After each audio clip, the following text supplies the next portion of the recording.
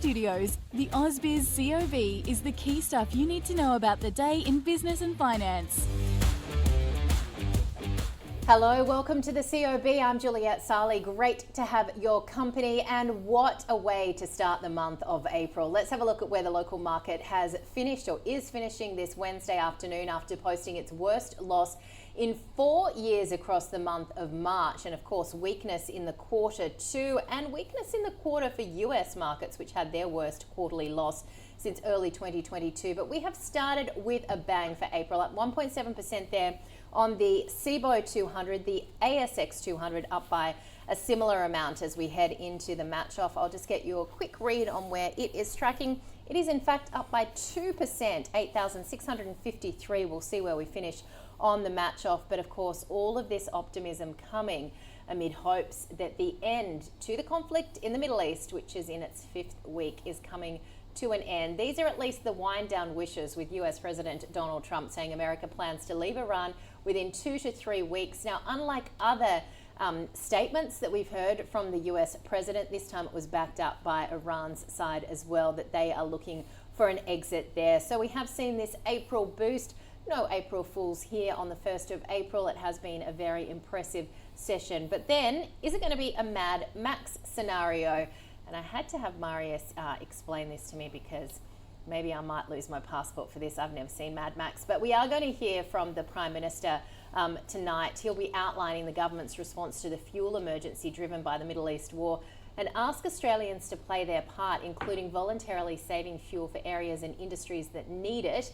And Albanese expected to project calmness, not expected to announce any major new measures yet. In fact, not until after Easter is what we are hearing from journalists familiar with the matter. And at the same time, Australia and Singapore have doubled down on their fuel sharing, with Foreign Minister Penny Wong wrapping up a meeting with Singapore's Energy Minister Tan See Leng as the two countries push back against moves by other partners in the region to curb their fuel exports.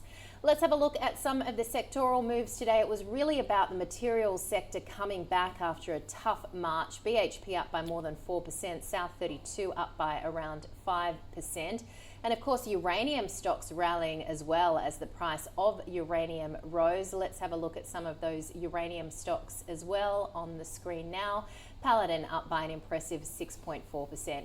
We also saw gains coming through in the tech space today. WiseTech and Tech1 up by about 3.5%. But no surprise, the energy sector came under pressure as we saw crude oil ease from close to $120 a barrel to around 105 in Asian trade, on these hopes that we are seeing an exit ramp for the conflict. In terms of some other corporate stories, Star Entertainment in focus up 2%.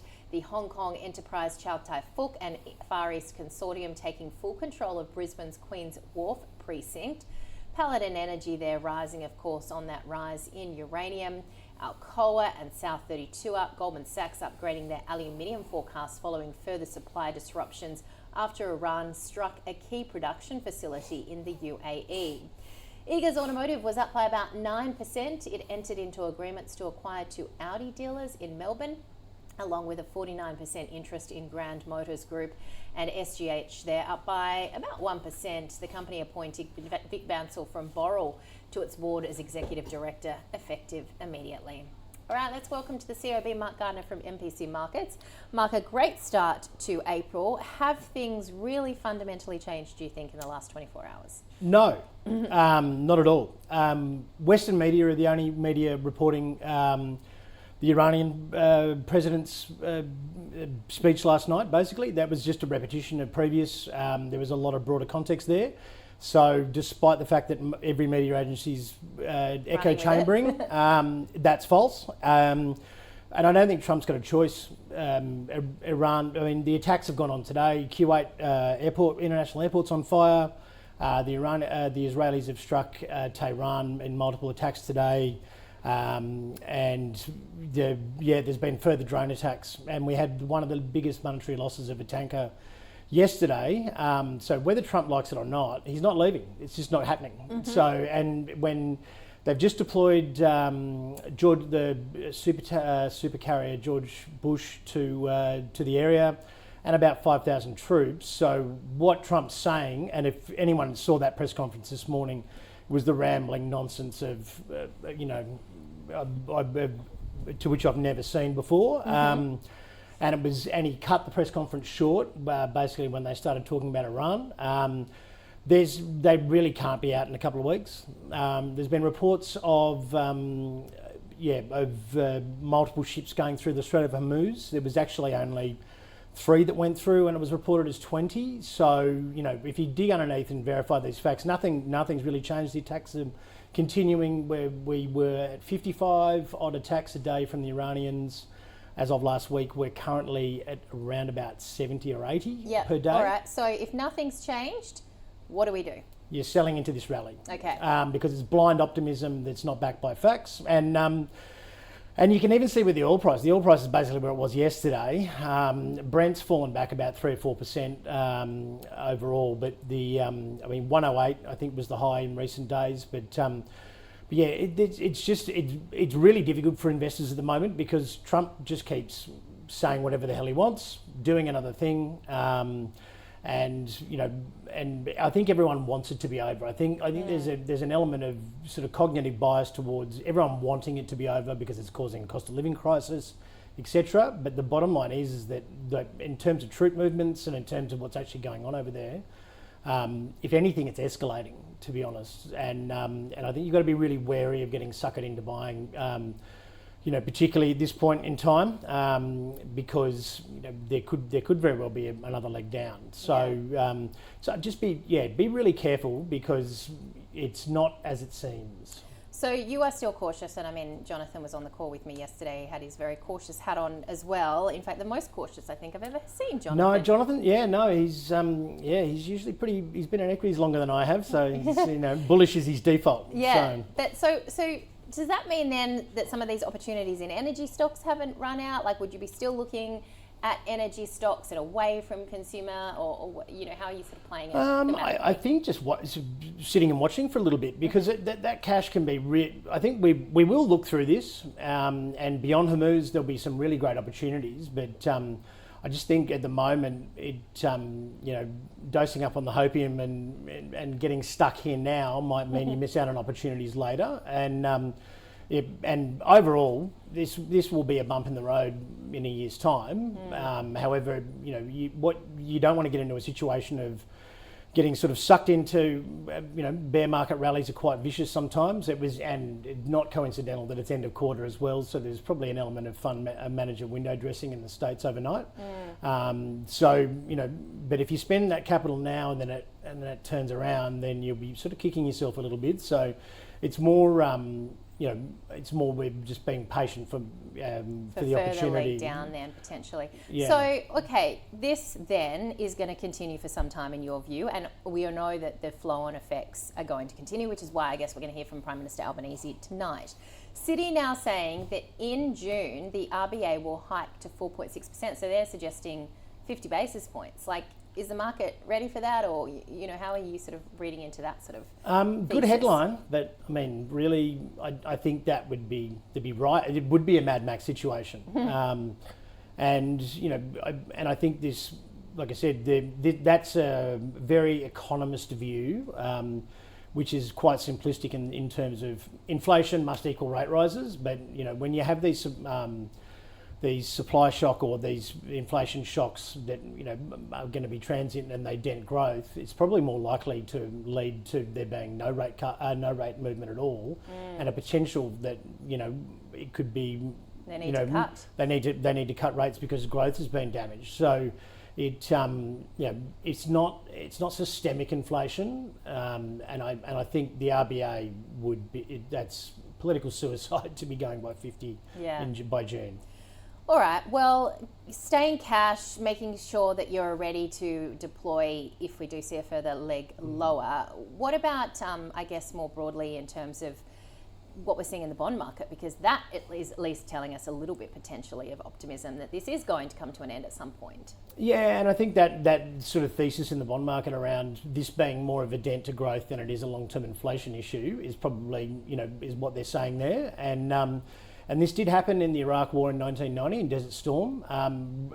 Interest rates or bond yields went up about 40 odd basis points really quickly because everyone was worried about inflation, and then they just pivoted and dropped about 90 basis points in really quick, smart fashion once they realised that fuel shock was just going to cut into consumer discretionary spending and general demand. So that's what we sort of foresee playing out overall, which, and like there'll be really good opportunities, I think, stuff like Qantas, Orica, they will be a buy at some stage because you'll be able to see through it, but they're hugely negative at the moment. Some of the consumer stocks will probably be really cheap as well. So someone like Worley might be pretty good because they're going to have to rebuild a fair bit of infrastructure, and there might be a bit more of a push in renewables. So there'll be a lot of opportunities, and I think out of the Mag 7, those 5 big mega caps at the moment are trading at cheapest forward PEs that they have since COVID, basically. So I think there's some really good opportunities. If you keep your powder dry and you're a little bit patient, to get on some really good stuff for the coming year or so. Yeah. But patience is the key. For now, you and Jonathan staying behind that rock. I might bring you some snacks because you do seem to be both hiding behind that cautious rock. Oh, well, and then we won't be so cautious in a while. You'll emerge. All right, Mark, always good to chat. Thank you. Happy Easter.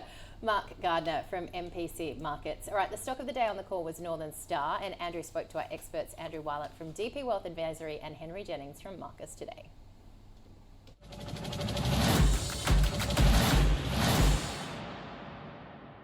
2 days at the gold conference on the appropriately named Gold Coast did nothing to diminish my bullishness, I guess, on gold, which, it didn't do what it was supposed to do during the war, but then Turkey sold 60 tons of gold to pay for various things, defences, etc., some missiles perhaps.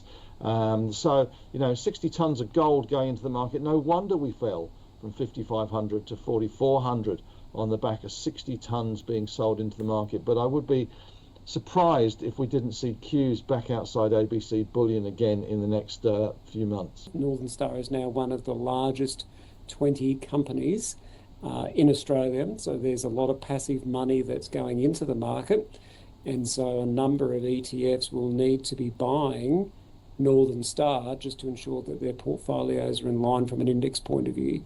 So forget the fundamentals that Henry's talking about. I'm not saying you should, but even if you just play the supply and demand game, there's going to be a whole lot of people wanting to be buying Northern Star shares. So it's a buy.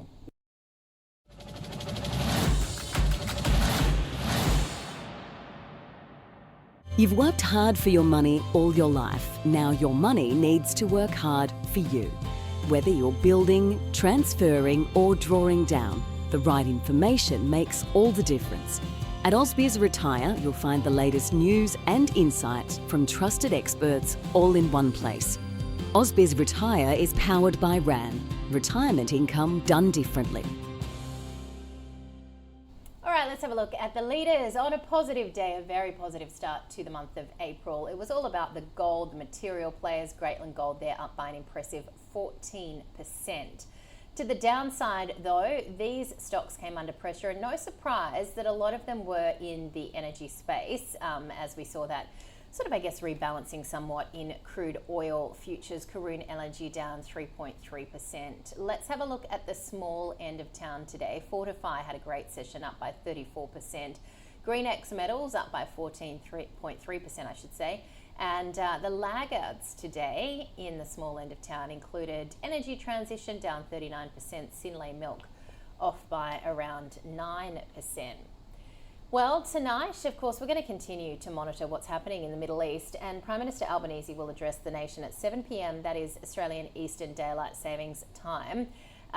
So check where that is in your part of the woods. But this is his first big address to the nation since COVID. It is expected, as we mentioned, to be about just trying to caution Australians to only use fuel if they need it.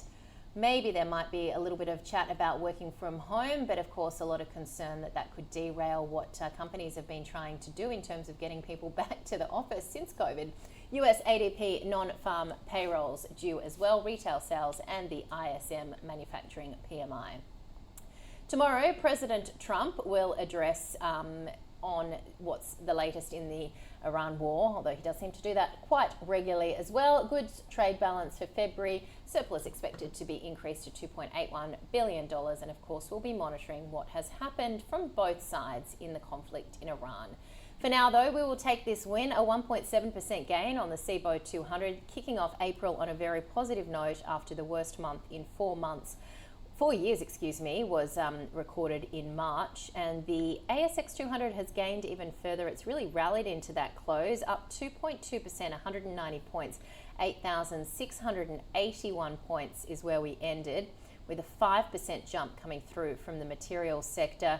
And even energy stocks managed to just slightly end in positive territory. It was the utilities where we saw weakness, down by 1%. All right, that does it for this edition of the COB. We'll be back from 9:45 a.m. Eastern tomorrow for the final trading day of the shortened week.